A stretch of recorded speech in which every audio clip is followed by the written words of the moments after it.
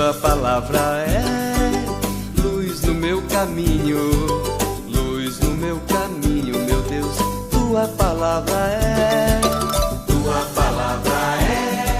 luz no meu caminho.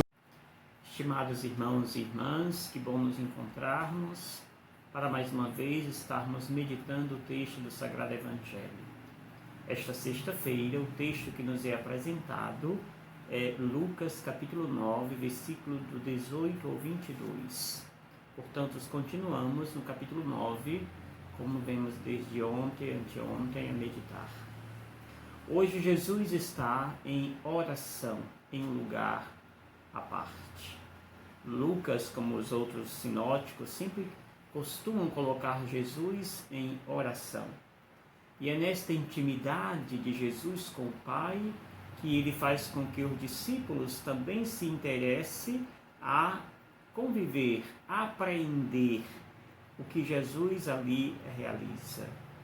Hoje, parece que Jesus estava rezando com os seus discípulos, pois é naquela oração que Jesus já tem uma intimidade profunda com o Pai, que ele então, nessa primeira parte do texto, o qual nós podemos estar meditando em cima de 3 momentos. O primeiro momento é este, quando Jesus está em oração e ali, terminando, se volta para os seus discípulos e pergunta: quem diz o povo que eu sou? Jesus não tem o objetivo de saber se as pessoas estão pensando nele na perspectiva de populismo, como fazem os políticos, mas o objetivo de Jesus é justamente saber o que as pessoas já conseguem perceber, sentir da sua pessoa, já que o objetivo de Lucas é justamente responder quem é Jesus. Então, quem é Jesus para mim? E os discípulos respondem: alguns dizem que tu és João Batista, outro que és Jeremias, ou Elias, ou alguns dos profetas. Certo? Essa resposta ainda não chega ao ponto que quer Jesus. Jesus quer justamente ouvir o que Pedro vai dizer, quando ele pergunta a Jesus: e vocês, o que dizem que eu sou?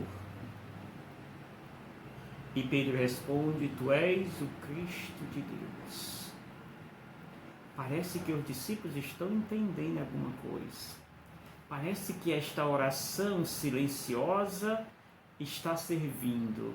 Os discípulos estão compreendendo quem é Jesus. Tu és o Cristo de Deus. Esta, digamos assim, é a segunda parte desse texto, quando Jesus se dirige aos discípulos.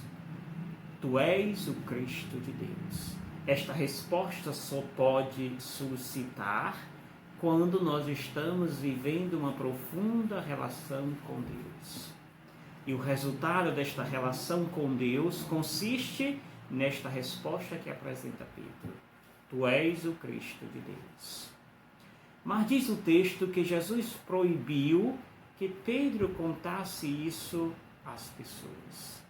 Proibiu severamente que contasse isso a alguém. E aí, na última parte do texto, nós iremos entender por que Jesus proibiu isto. Por que Jesus não queria saber que as pessoas soubessem que ele é o Cristo de Deus? E a resposta Jesus dá em seguida, quando ele diz: o Filho do Homem deve sofrer muito, ser rejeitado pelos anciãos, pelos sumos sacerdotes e doutores da lei, deve ser morto e ressuscitar ao 3º dia. Ora, na cabeça judaica dos discípulos não cabia esta compreensão do Cristo de Deus. O Cristo de Deus para Pedro e para os seus companheiros significava ser aquele que viria com suas armas, com seu poder, para destruir todos os seus inimigos. Jesus está dizendo que vai sofrer muito, que será entregue às mãos dos homens, que será morto e ressuscitará. Isso não coincide com a ideia de o Cristo de Deus que revelou Pedro. Por esse motivo, Jesus o proibiu que ele divulgasse quem ele era. pois a compreensão que tinha Pedro a respeito do Cristo de Deus era esta, de que Jesus não seria vencido, mas seria um vencedor na ótica humana. Jesus sim foi vencedor, mas não na lógica humana, mas sim na lógica divina, como Deus assim nos apresenta.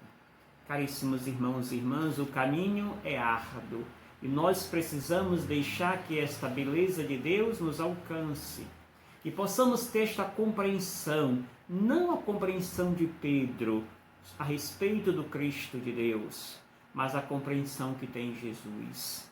Qual é a diferença nessas duas compreensões? A de Pedro se referia a um Cristo poderoso na ótica humana, aquele que não seria vencido, aquele que derrotaria todos os seus inimigos. Na compreensão de Jesus, o Cristo de Deus é aquele que sim será entregue às mãos dos homens, irá sofrer muito, será morto, mas a vitória vem na ressurreição. Esta a compreensão que nos pede o próprio Jesus. Rezemos. Deixemos que o coração amabilíssimo de Deus, sagrado coração de Jesus, que hoje a igreja recorda, possa adoçar o nosso coração e fazer com que o nosso coração veja esse Deus que se apresenta para nós, não nas mil maravilhas sobre as pétalas de rosa, mas Jesus que se apresenta para nós e que vence os seus inimigos do alto da cruz. Mas lá não será o final da etapa, é apenas uma etapa, pois dali virá a ressurreição. Que o Senhor nos abençoe, nos dê uma sexta-feira cheia da sua presença e da sua companhia. Em nome do Pai, do Filho e do Espírito Santo. Amém. Gratidão.